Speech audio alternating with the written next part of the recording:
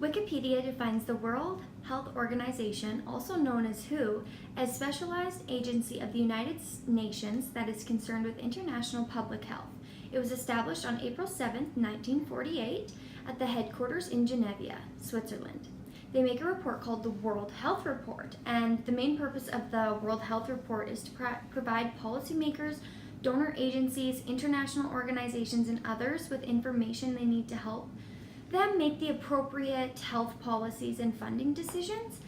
And I just think that this goes with everything that we've learned throughout the entire term. This class was really close to my heart because I struggle with health on a daily basis, but I also want to be a social worker in a hospital, hopefully the U of A one day, but oh my god, that's so far away. Yeah, I've been a healthcare aide for 5 years, and my passion honestly lies in healthcare. I just didn't want to be the one wiping butt anymore. I wanted to be more on the mental aspect, making plans, short and long term. But anyways, this comes back to what we learned in class by learning how to bridge the gap in the healthcare system, and also provide equal care to everybody. It's important that nobody is discriminated against and that everybody is treated equally when receiving healthcare, because in Canada, luckily, that is something that everybody is entitled to, is healthcare.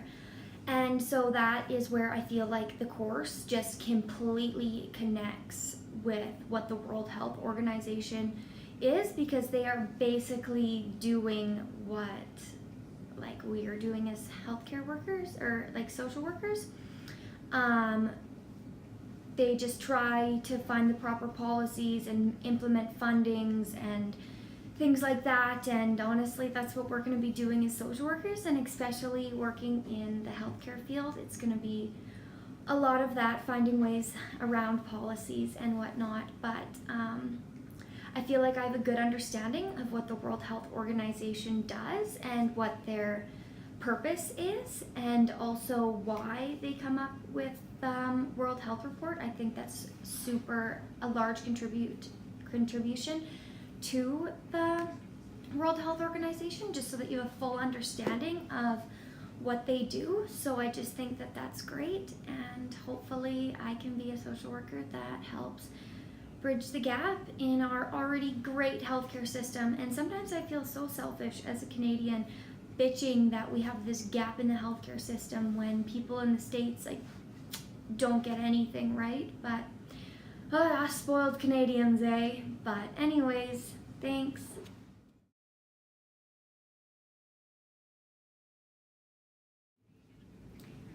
My clear and personal definition of health, based on research throughout this class, is very simple. To me, my personal definition of health is to be cognitively and physically stable.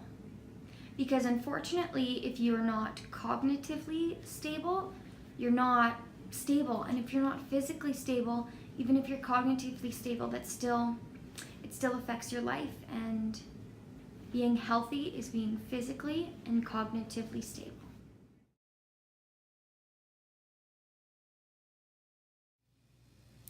According to Wikipedia, self-assessment is the process of looking at oneself in order to assess aspects that are important to one's identity. So specific aspects that are important to my identity is I'm a huge family person, and my family is number one. When I care about you, I might care a little bit too much, and I might be a little too honest at times.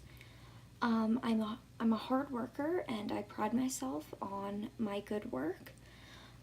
This all being said, I also have unrealistic expectations of myself at times, and that's something that I need to personally work through and get over. So that's something that is also, unfortunately, part of my identity.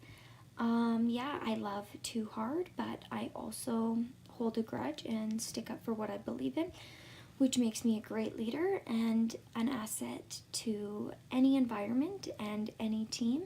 So I'm also able to see the pluses in my identity, but I also know that I do have flaws. And being too hard on myself also goes with not knowing when I've given a project or a person or a class my all, and when I should step back and either come back in 24 hours and take a look at the situation with a fresh mind, or when I need to hand it off to somebody else. That being said, kind of with Swiss, that's something that I, being in a position of power, have had to realize when I've given my all and have to hand off a duty to somebody else. So those are all part of my identity, which is also part of my self-assessment, that I do have great qualities, but I also have qualities that I need to work on.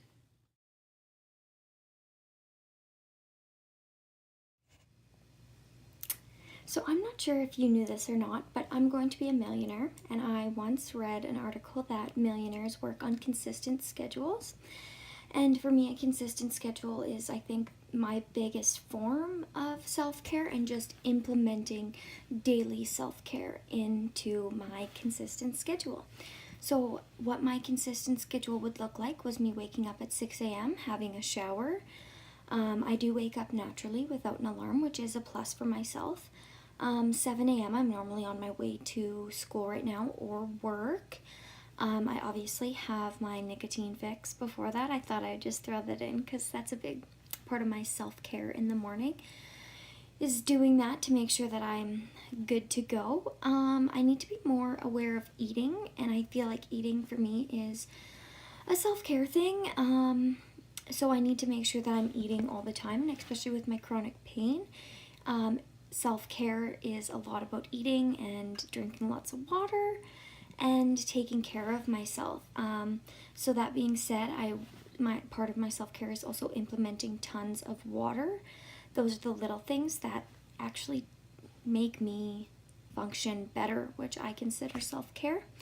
Later on in the evening, I should implement some kind of activity, whether that be walking my dog or running on the treadmill for half an hour. I think that that's one of the biggest things of self-care, as you yourself said, that nobody can deny that exercise gives us extra endorphins, and that it is good for you. Undeniably well.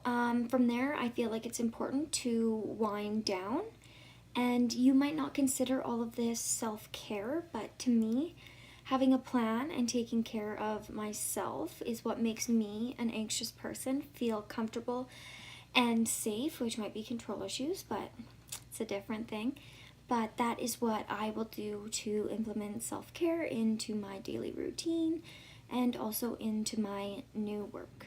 Jesus Christ, Elaine. So on my way to school, I was thinking about what I had said in my video last night about self-care, and for some reason, like, I don't think me sticking to my bloody plan every single day of self-care, like, yes, it'll keep me good and in line, but, like, self-care for me, I guess, is traveling, spending time with my family.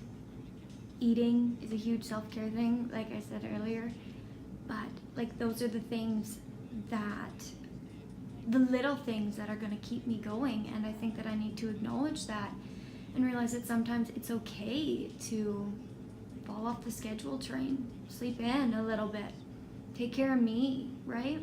I think that's super important. So I think maybe I'm just starting to wrap my head around this whole self-care